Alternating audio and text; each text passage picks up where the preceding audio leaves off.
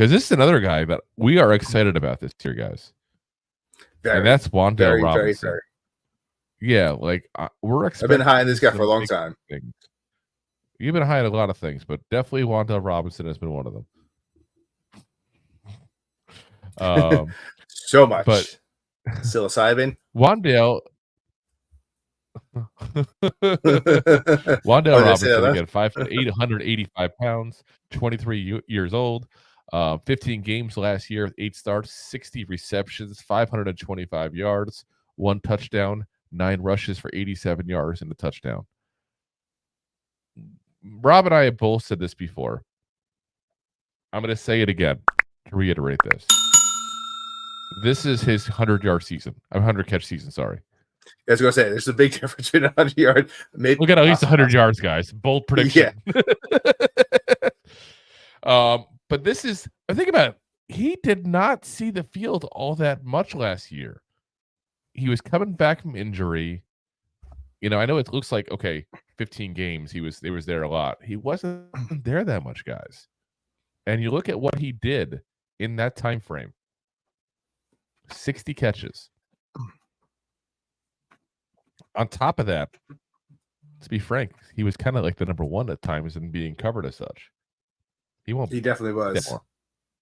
He only saw 66% of the snaps in the 15 games he was in. That's a little crazy. That's a little low. And I get it. He's coming off an ACL injury. I'm telling you right now, guys, this is the guy that has that chance to be a 100-catch guy. He is a guy that just, I feel like he's always open. He always has that chance to just be ready for that ball at that point, any moment.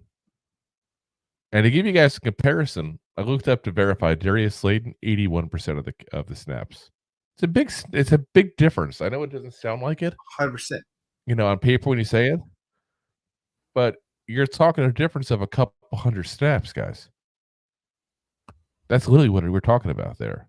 Like he probably would have last year if he played the whole season have 75 to 80 catches, and that's coming off the ACL injury. Correct. The next year, usually stronger, usually better. They can rebuild you. They have the technology. This is a little more than $6 million these days. Actually, it's probably no. It's probably about the size of his rookie contract as a whole, but yeah. But yeah, I'm really expecting big things out of him. I think he's gonna be that guy. He's gonna be like that Wes Welker kind of player at that point. Like this is never gonna be your number one wide receiver kind of guy. This is your volume analogy, pass catching.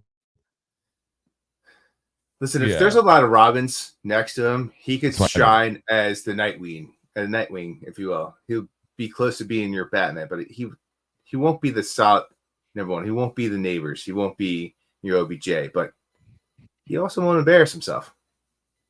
Like, as long as he's not Darkwing Duck. Hey, he always got the job done. But get dangerous. No, I think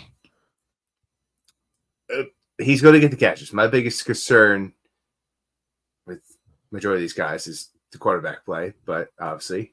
Yep. So, how deep is that ball going to throw? Yeah, and I don't think it's going to get deep. And, you know, Mark makes a good point here when he says he might get 100 catches. Don't be surprised if he's still under 1,000 yards. I mean, let's be honest. If you get 100 catches, you'll hit 1,000 yards. Like that's 10 yards a catch. That's not that crazy. And you'll get that mainly because he'll have a couple of catches probably with some mega yak yardage on it afterwards. Yeah, I mean, like he's that kind of shifty guy. Yeah, he's that kind of shifty guy. I mean, he had that one rushing touchdown last year. He just like should have been caught after like 3 yards and just got rid of the end zone like it's nothing. Like he has a. People forget how good he was at Kentucky. The big issue he wasn't drafted early wasn't because of his play, wasn't because of where he played, wasn't because of his personality, wasn't because of health concerns. It was his size. It was 100%. his size.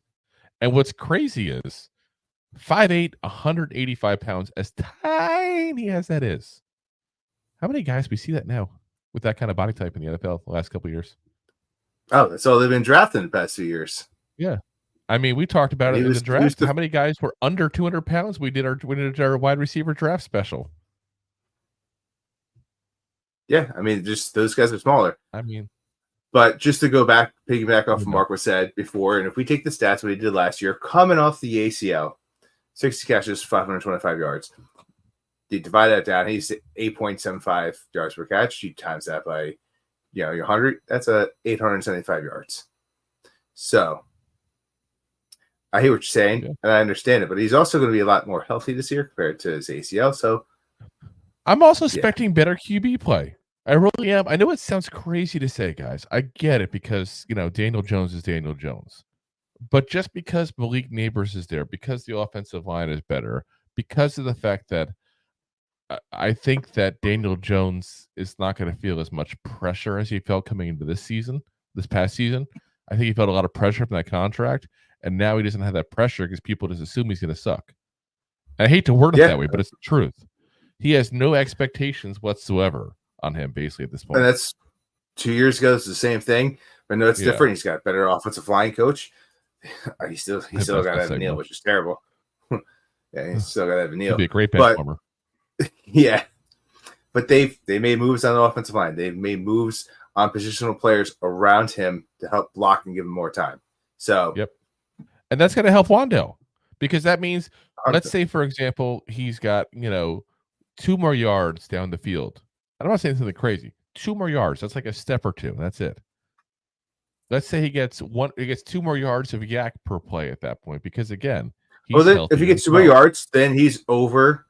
Then he's at 10 points, 10.75. So that's 1,075 yards. Yeah, that's what I'm saying. So it's not crazy to think based off last year's numbers. If he got 2 more, so he got 4 now. He got 2 on the where he gets the ball, 2 more on getting what he does with the ball at that point once he gets it. That's another 240 yards that he would have gotten this past year. He would have been almost at 800 yards already as it was, So, and that's off 60 catches. So like I said, I just think I get it. I get some of the concern. The big concern really is Daniel Jones, everybody. Let's be honest. I feel like Wan'Dale has that kind of talent. He's always open. I don't know. I feel like you rewatch the games. He's always freaking open. He made Tyrod look good. He made Dan DeVito look good. Did you say Dan DeVito? I did say Dan DeVito. I'm an animal, not a man. He's the shorter twin. Yeah. So, like I said, I'm expecting big things. I really am. And to be honest, maybe I have some rose-colored glasses on. I'm expecting, again, not spectacular. I'm expecting right around like 1,100 yards for Malik Neighbors, and maybe around another close to 1,000 yards for Wan'Dale Robinson at that point there. Maybe I'm crazy. I'm expecting a decent throwing season from Daniel Jones because of those stuff. So Wan'Dale Robinson would be a big reason why. Thanks for listening to Two Giant Goofballs, a New York Giants podcast. We appreciate your support. Thanks so much.